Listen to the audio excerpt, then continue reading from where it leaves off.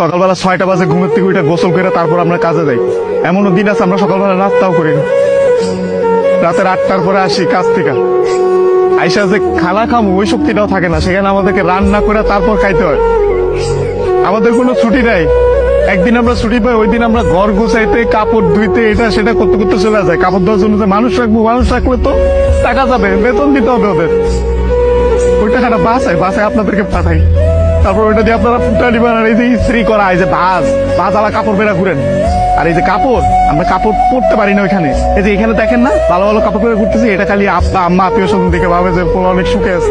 ওখানে তো জামা কাপড় পরার টাইমই পাই না আমরা, কখন জামা কাপড় পরবো, সারাদিন তো ইউনিফর্ম পরেই থাকা লাগে। রাতের বেলা খাওয়ার পরে এই যে 5টা মিনিট মা বোন বাপের সাথে কথা বলি, ওইটাই আমাদের জীবনে সারাদিনের সুখ। সারাদিন কষ্ট করে ওই যে 5টা মিনিট মায়ের সাথে কথা বলবো, এটার জন্য 16 ঘন্টা 18 ঘন্টা করে আমাদের চাকরি করা হয়।